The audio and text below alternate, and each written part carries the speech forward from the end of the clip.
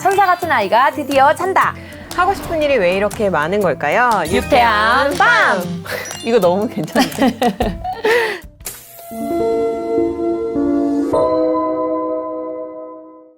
아니 제가 너무너무 좋은 소식을 들었어요. 맞아요. 제가 진짜 바라던 게 우리 유쾌한 밤이 진짜로 육아 동지들에게 그 도움이 돼서 그래서 같이 막 연대감 막 뿜뿜 막 이렇게 같이 감정을 교류하면서 이메일로 사연 같은 거 주고받거나 고민 나누거나 하게 되기까지 성장하면 얼마나 좋을까라고 생각했는데 맞아요. 정말 어떤 분이 벌써 이메일로 사연을 주셨습니다. 맞아요. 심지어 이 소중한 첫 편지가 네. 독일에서 날아왔어요. 독일 베를린. 점원이 제가 이 유쾌한 밤이라는 그 제목을 짓고 일을 하다 보니까 진짜 유쾌한 밤에 일을 그렇게 하게 돼요. 이거 진짜 근데 이 밤에 일을 하다가 이 메일을 받게 됐는데 진짜 너무 정성스럽게 보내주셔가지고 또 이렇게 감동을 받지 않았겠습니까? 우리 사연 한번 그럼 읽어볼까요? 네네. 그래서 소개를 해드릴게요. 네. 제가 읽고 우리 써니 언니가 좀 이분의 고민을 해결해드리는 좀 그런 시간을 가져보도록 하겠습니다. 고민 해결까지는 제가 정말 전문가도 아니니까 그렇지만 제가 정말 그 공감 능력이 맞아요. 공감을 제가 해드리겠습니다. 네. 근데 써니 언니는 정말 그런 능력이 정말 엄청나시기 때문에 네. 자, 사연을 소개해드려 보도록 하겠습니다. 안녕하세요. 저는 만 8살 여자아이 남편과 셋이 살고 있는 곧 47살이 되는 이주 노동 여성입니다. 독일 생활 17년 차고요. 요즘은 잘 쓰지 않는 말인 것 같은데 딩크족으로 신나게 일하고 살다가 아이가 생겼고 힘들지만 나름 큰 사건 사고 없이 지내고는 있습니다. 그런데 일상은 여전히 작은 전쟁이죠. 너무도 소중한 딸이 자기는 아이를 안 낳을 거래요. 엄마가 되면 너무 힘들다고.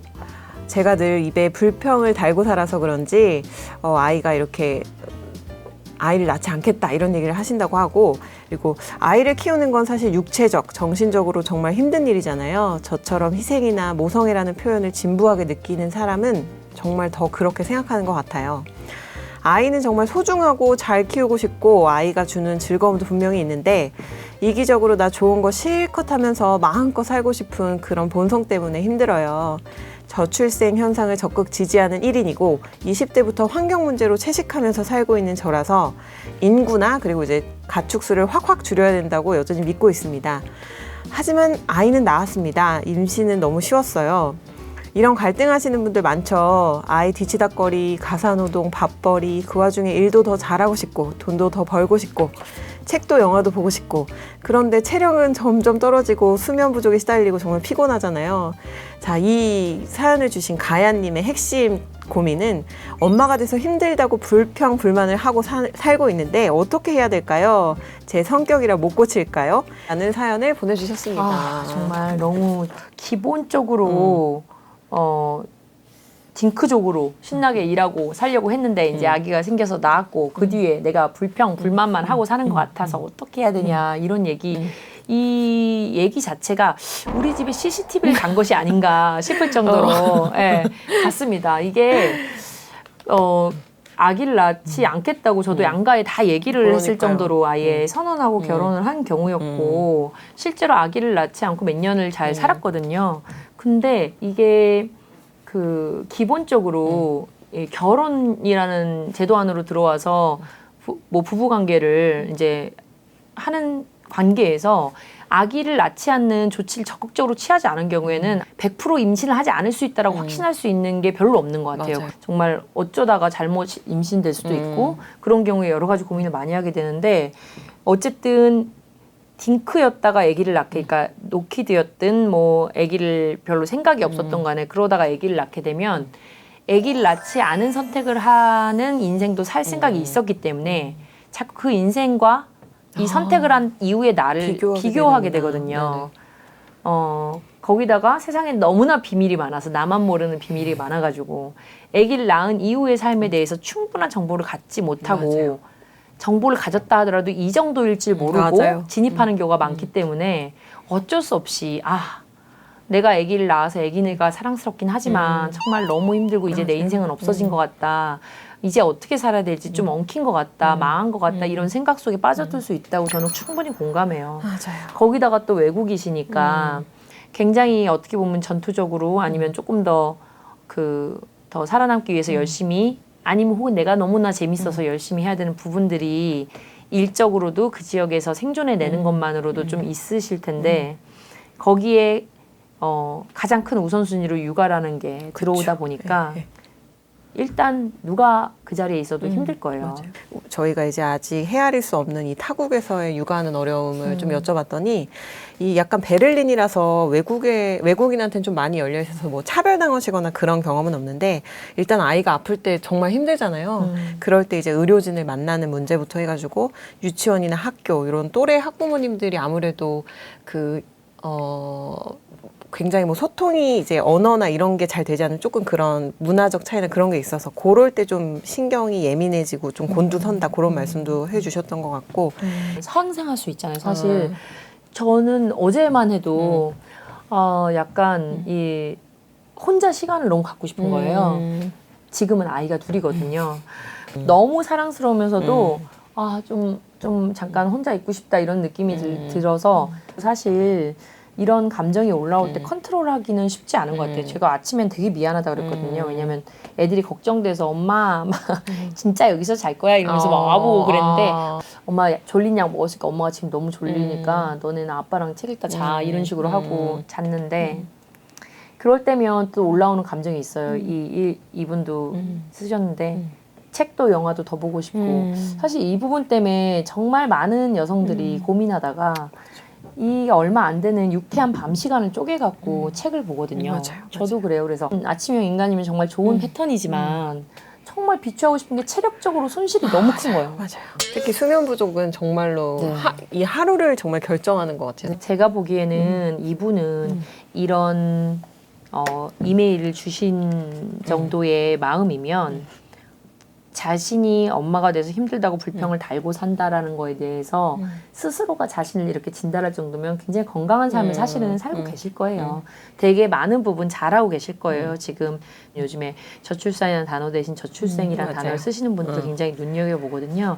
이런 단어를 쓰시는 분이면 굉장히 훌륭하게 자기 일과 모든 면에서 깔끔하게 처리하고 계신 분일 텐데 그렇지만 예전에 정말 말 같던 나를 생각해 보면 이렇게 불평을 달고 사는 삶이 아니었는데 내가 왜 이렇게 됐을까라는 부분이 내 축 처진 몸처럼 정말 불만족스럽게 다가오는 거죠. 그래서 반성을 하시는 걸 텐데 제가 안아드리고 싶어요. 제가 지금 더 잘하고 계시다고 뭐 응원해드리고 싶어요. 저는 이렇게 쭉 읽다가 사실 작은 전쟁이라는 표현을 쓰셨거든요. 근데 사실 저는 82년생 김지영이라는 영화를 통틀어서 그 대사가 아직도 되게 많이 기억나는데 그냥 나만 전쟁이야 이 대사가 있었는데 육아를 하다 보면 전쟁을 치르잖아요. 저도 오늘 아침에 이 등원의 모든 에너지를 다 쏟고 와서 오는데 손가락에 힘이 없더라고요. 이 작은 전쟁을 매일매일 이렇게 감내하셨고 심지어 아이가 8살이면 얼마나 또 더 많은 시간을 감내하셨을까. 예.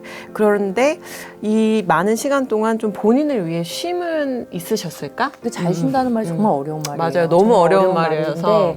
저는 그런 생각이 들어요. 내가 살고 있는 모습 그리고 내 자체 지금 나라는 존재 자체를 내가 인정해주지 않고 내가 기특해해주지 않으면 어느 누구도 안 그러더라고요. 살면서 다른 사람은 절대 저에 대해서 그렇게 하지 않더라고요. 심지어 엄마도 그렇지 않더라고요. 근데 우리는 잘했어요. 우리는 그때 그럴만 하니까 노키드를 선언하고 딩크족을 선택했던 거예요. 그때 나도 정말 예뻐요. 그리고 아기를 낳기로 결정해갖고 쉬운 결정도 아닌데 그 임신 기간을 견디고 출산을 하고 그 꼬물거리던 애를 8살까지 키워낸 나도 너무 예뻐요. 저출생을 지지하는 생각을 갖고 있지만 그 사람과 8살까지 이 아이를 키워내고 흠뻑 사랑하고 있는 나도 그만큼 인정해주고 예뻐해줘야 돼요. 그렇다고 내가 했으니까 너도 해라는 식으로 다른 사람들한테 애를 낳으라고 얘기하든지 나도 딩크였는데 애기를 낳지 않니? 너도 결국 낳게 될 거야. 이런 식으로 얘기하는 사람 분명히 아니실 거거든요. 희생이나 모성애라는 표현을 진부하게 느낀다라는 표현을 쓸 수 있는 사람이야말로 희생이나 모성애라는 거에 대해서 얘기할 수 있다고 생각해요. 우리가 뭐 어쩔 수 없이 엄마고 어미 모자를 쓰니까 거기에 사랑 붙이면 모성애밖에 더 있겠냐. 그냥 부성애가 있듯이 그냥 내가 엄마로서의 사랑 그리고 나는 끝끝내 희생이라 이름 붙이고 싶지 않았지만 어쩔 수 없이 시간과 공간의 물리적인 한계로 인해서 인생의 우선순위를 둘 수밖에 없다 보니까 거기서 오는 기회비용을 결국에 희생이라는 말밖에 달리 어떻게 설명하겠어요. 그 순간들을 내가 왜 이렇게 됐지 뭐 이게 뭐야 왜 나만 막 이런 식으로 계속 생각한다면은 출구 없이 계속 약간 암흑 속에서 과거를 그리워하는 일상밖에 살 수가 없을 것 같아요. 저도 약간 그런 부분을 요즘에 많이 생각하기 때문에 이런 말씀 드릴 수 있는 거고 사실 옆에 계시면 언니랑 같이 술 한잔 하고 싶거든요. 가끔 한국에 오신다는데. 네네. 한국에 오실 때 저희가 이메일을 분 단위로 체크하거든요. 이메일로 네. 주시면은 우리 같이 한잔해요. 우리 이런 마음은 진짜 긴 얘기 안 해도 다 통할 것 맞아요. 같고 저는 그런 정말 예쁘다라는 말, 응원한다는 말 그리고 우리는 끝끝내 정말 잘 살고 죽을 것이다라는 말을 전해드리고 싶어요. 진짜 써니 언니 진짜 너무 멋있다. 지금 여기 얘기 듣는데 나도 괜히 나를 예뻐해주고 잘 싶고. 살았어, 잘 살고 있어. 진짜 그렇구나. 등원만 어떻게 처리해?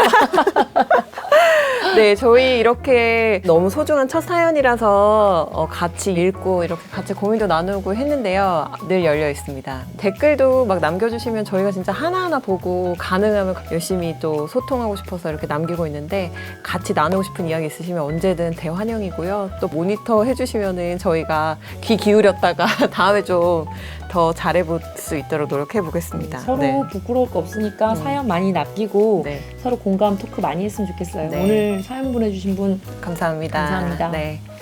오늘 영상 공감하면서 보셨나요? 그러면 유쾌한 밤 구독과 좋아요. 알람 설정 해주시면 감사하겠습니다. 와, 다음에 만나요. 뵙겠습니다. 꼭